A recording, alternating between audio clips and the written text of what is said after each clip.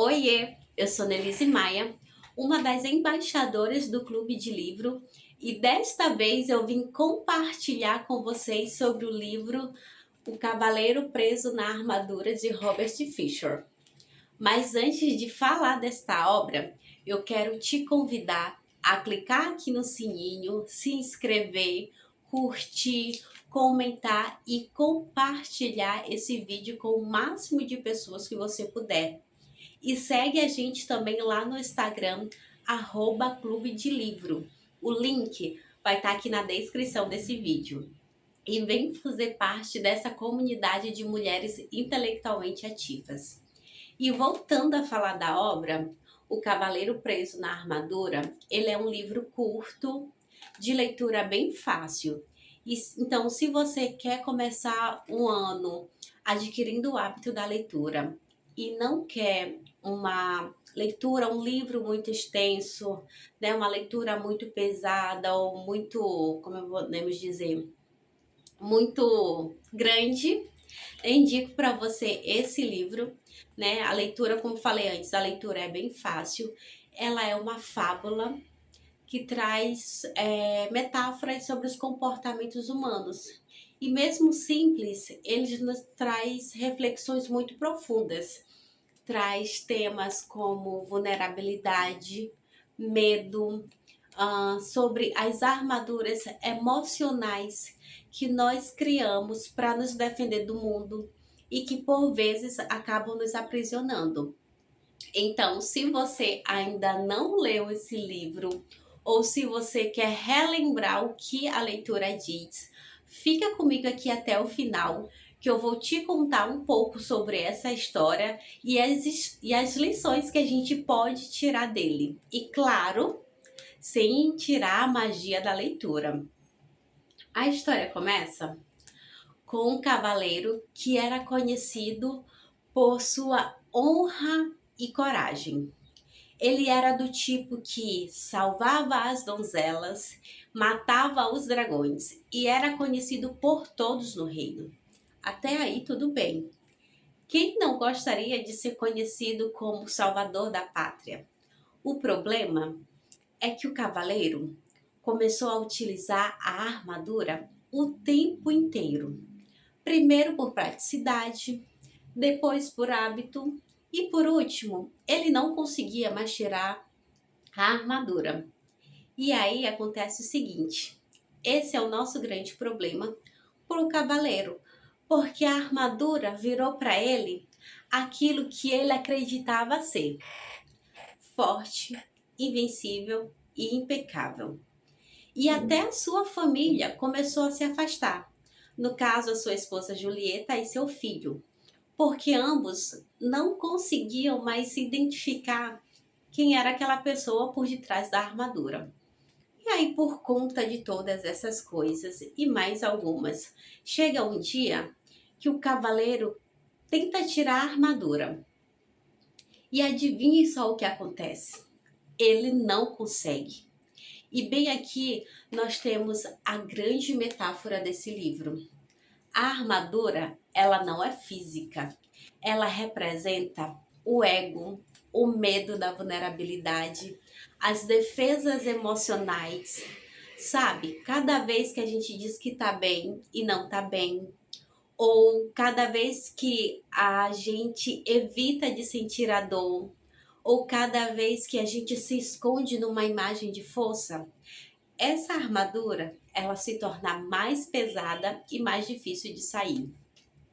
E então, depois da tentativa frustrada de tentar tirar a armadura e não conseguir, o nosso cavaleiro ele parte em busca da sua liberdade. Ele procura por um sábio muito conhecido, ou melhor, um mago muito conhecido chamado Merlin. E Merlin representa a sabedoria.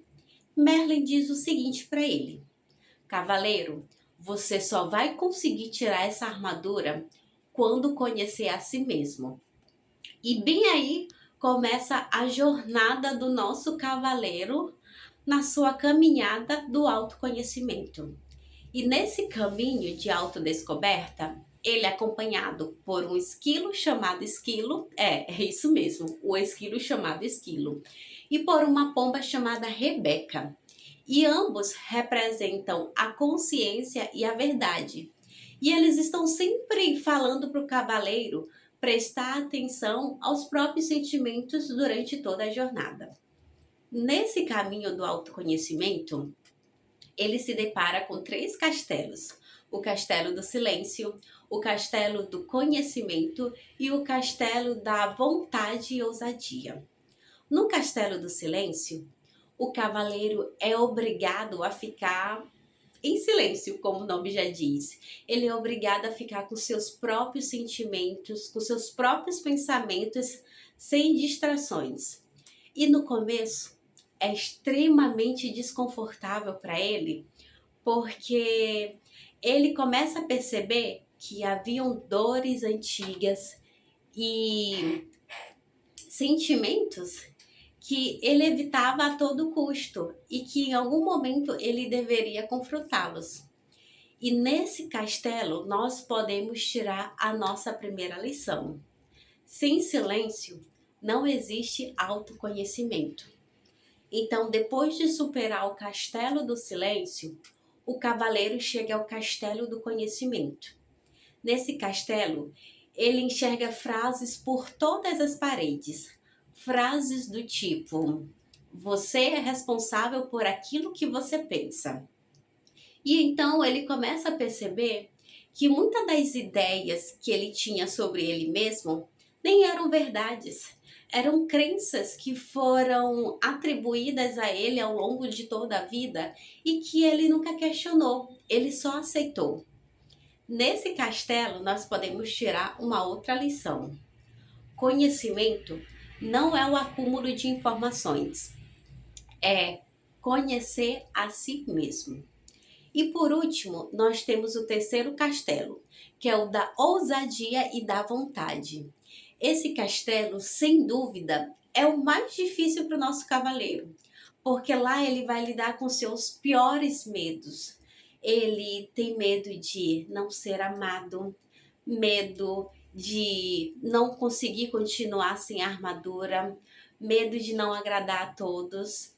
E à medida que o cavaleiro ele vai fazendo essa caminhada, que ele vai agindo com honestidade, com verdade, com integridade, as partes da armadura vão caindo sozinhas, leves, soltas, sem mentiras, sabe? Apenas com a verdade.